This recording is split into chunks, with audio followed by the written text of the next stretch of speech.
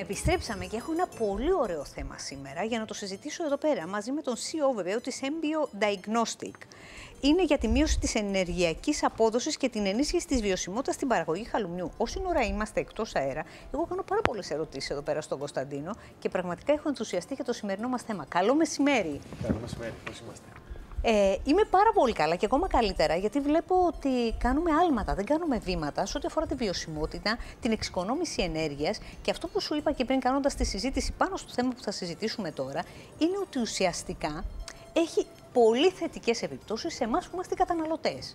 Και μιλάμε για την παραγωγή χαλουμιού και την εξοικονόμηση ενέργειας. Τι ακριβώς είναι? Έχει να κάνει με όλη τη διαδικασία παραγωγής, Ναι. από τη διαδικασία που θα παραχθεί το γάλα μέχρι τη διαδικασία που θα γίνει μια ψηφιοποίηση του προϊόντος και τελικά θα έρθει στο ράφι. Ακολουθούν διάφορα στάδια. Ναι. Εμείς με αυτόν τον τρόπο πάμε και μετράμε το ενεργειακό αποτύπωμα της κάθε ενέργειας, ούτως ώστε να καθορίσουμε και να μειώσουμε την ενέργεια. Άρα καταλαβαίνετε, μειωμένη ενέργεια σημαίνει και μειωμένη τιμή. Για ποιο λόγο επιλέγουμε, είναι μια πιλωτική δράση φαντάζομαι, έτσι, για ποιο λόγο επιλέγουμε την παραγωγή χαλουμιού? Επιλέξαμε την παραγωγή χαλουμιού σε αυτή την περίπτωση γιατί είναι ένα εθνικό προϊόν, ένα pop προϊόν το οποίο μας ενδιαφέρει και όχι μόνο εμάς, ενδιαφέρει και στην Ευρώπη. Ακούγεται πάρα πολύ όμορφο ότι έχουμε ένα εθνικό προϊόν το οποίο θα το πάμε στην επόμενη εποχή. Και αυτός ήταν και ο κύριος λόγος που το επιλέξαμε. Θέλω να ρωτήσω, επειδή γνωρίζω και το κάναμε και πριν την ερώτηση, σχετικά με το υπάρχουν, παραδείγματος χάρη, τεχνητή νοημοσύνη, η οποία βοηθάει και αυτή μέσα σε μία πιλωτική δράση για εξοικονόμηση ενέργειας, βάζοντας την τελευταία τεχνολογία μέσα. Αυτό ακριβώς πώς γίνεται? Εμείς εδώ πέρα με το συγκεκριμένο πρόγραμμα κοιτάμε να μαζέψουμε τα σωστά δεδομένα. Όλη η μαγεία είναι να μαζέψει τα σωστά δεδομένα από τις σωστές πηγές. Ωραία. Παραγωγή, εργοστάσια, μεταφορά, όλα αυτά να τα μαζέψουμε σωστά δεδομένα. Στο τέλος, μόλις εκπαιδεύσουμε αυτά τα μοντέλα και βρούμε τις ιδανικές λύσεις, έρχεται και δένει η τεχνητή νοημοσύνη για να μας απλοποιήσει τη ζωή μας. Ουσιαστικά να παίρνονται οι αποφάσεις αυτόματα. Πριν είπα ότι φαίνεται ότι θα έχουμε επιπτώσεις θετικές, ωφέλη δηλαδή, κυρίως σε εμάς. Ποια είναι τα ωφέλη στη βιομηχανία των τροφίμων? Μαθαίνουμε ακριβώς ποιο είναι το αποτύπωμα της παραγωγής. Αυτό τι σημαίνει? Ουσιαστικά όλοι οι διαφορετικοί μεθόδοι που ακολουθούνται μέχρι να φτάσει το προϊόν στο σούπερ μάρκετ και να το αγοράσουμε έχουν συγκεκριμένη κατανάλωση ενέργειας, κόστους και χρειάζονται κάποιες συγκεκριμένες πηγές για να γίνουν αυτά τα πράγματα. Που μία βασική πηγή φαντάζομαι είναι η ενέργεια, έτσι. Η ενέργεια, το τρόφιμο που χρειάζεται για να καταναλώσει η αγελάδα ώστε να παράξει το γάλα, η βενζίνη που χρειάζεται για να μεταφέρεις. Όλα αυτά είναι μικρά κομμάτια που καταλήγουν να έχουν ένα συνολικό αποτύπωμα. Εμείς μετράμε αυτό το αποτύπωμα και τώρα που θα το μετρήσουμε θα μπορούμε να βρούμε και τρόπους να το εξοικονομήσουμε.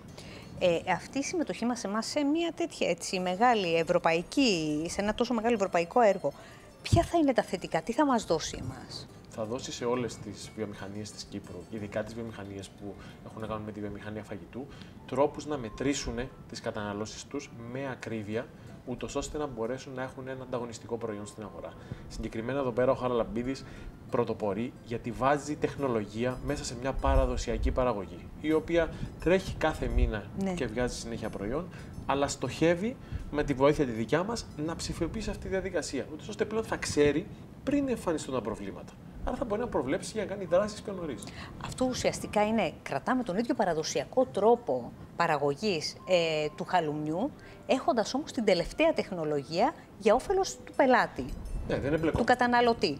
Δεν εμπλεκόμαστε στη διαδικασία παραγωγής, αυτή παραμένει. Ναι, είναι η ίδια, γι' αυτό παραμένει και η ίδια η ποιότητα βεβαίως. Θέλω να ρωτήσω, τώρα είμαστε στο πιλωτικό πρόγραμμα. Ποια είναι τα επόμενα σχέδια, δηλαδή ποιο είναι το επόμενο βήμα μετά το πιλωτικό?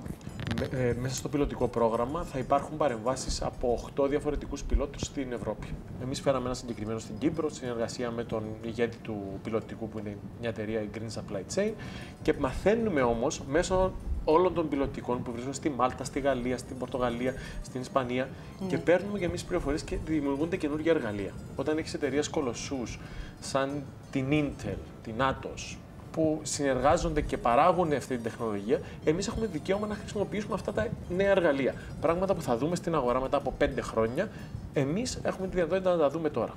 Συζητούσαμε και πριν εκτός αέρα και θα την κάνω και τώρα την ερώτηση, γιατί πολλοί που μας βλέπουν μπορούν να πούνε ότι εγώ είμαι μια μικρή μονάδα. Θα μπορούσε να ωφελέσει και τις μικρές μονάδες? Όλες οι αλλαγές μπορούν μακροπρόθεσμα να ωφελέσουν σίγουρα και τις μικρότερες μονάδες. Ναι. Απλά χρειάζεται το κόστος επένδυσης. Άμα μια μικρή μονάδα έχει τη διάθεση επένδυσης, σίγουρα θα έχει άμεσα ωφέλη και τα οποία θα είναι μηνιαία και θα φαίνεται το αποτέλεσμα συνέχεια και θα υπάρχει μια βελτιστοποίηση άμεσα. Μέσα σε όλο αυτό υπάρχει βεβαίως και το δεδομένο, το φαινόμενο της κλιματικής αλλαγής. Πώς μπορεί να βοηθήσει? Μπορεί να βοηθήσει γιατί λόγω της ενέργειας, φαντάζομαι, ναι, που μειώνεται. Καταλαβαίνουμε πραγματικά τι σημαίνει καθαρή ενέργεια. Δηλαδή, Ναι. θα καταλάβουμε όταν ένα φωτοβολταϊκό θεωρείται καθαρή ενέργεια, δεν είναι ακριβώς αληθινή αυτή η απάντηση. Γιατί για να έρθει ένα φωτοβολταϊκό, θα έρθει από την Κίνα, θα έχει ένα κόστος παραγωγής, θα μετρηθεί, θα τοποθετηθούν όλα αυτά τα πράγματα. Όλα αυτά τα μικρά λεπτομέρειες θα θρίζουν σε ένα ενεργειακό κόστος, ακόμα και αν εσύ το θεωρείς καθαρή ενέργεια.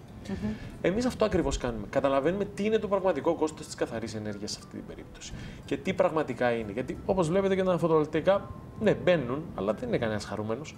Σωστό. Εμείς ακριβώς θέλουμε να δώσουμε μια συνολική απάντηση και ένα ξεκάθαρο και δεν θα το κάνουμε απλά. Ο Κωνσταντίνος αποφάσισε να πει κάτι, θα το κάνουμε βάσει τα δεδομένα.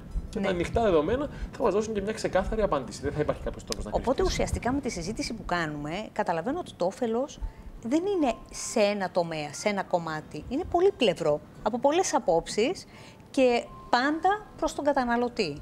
Και στην εταιρεία φυσικά. Οπότε είναι κάτι μοναδικό. Όσο πιο μεγάλες είναι οι εγκαταστάσεις, τόσο πιο μεγάλα ενεργειακά κόστη έχουν, τόσο πιο μεγάλο περιθώριο εξοικονόμησης υπάρχει. Ναι. Αυτή είναι μια γενική απάντηση και ένας γενικός κανόνας. Ήταν πάρα πολύ ωραία η συζήτησή μας και πραγματικά εντυπωσιάζομαι με το γεγονός ότι είμαστε ένας πολύ μικρός τόπος με τόσο μεγάλα άλματα που κάνουμε. Και ειδικά σε τέτοιους τομείς. Νομίζω ότι τα πάμε καλά, έτσι δεν είναι? Τα πάμε καλά, θα τα πάμε ακόμα καλύτερα και εμένα μου αρέσει να μην λέμε ότι είμαστε μικρός. Θεωρούμε ότι έχουμε πολλά βήματα μπροστά να γίνουν και θα τα κάνουμε συνέχεια. Άλματα. Άλματα, έτσι ακριβώς. Ευχαριστώ πάρα πολύ. Κωνσταντίνος Λοΐζου, σας ευχαριστούμε πάρα πολύ που ήσασταν μαζί μας.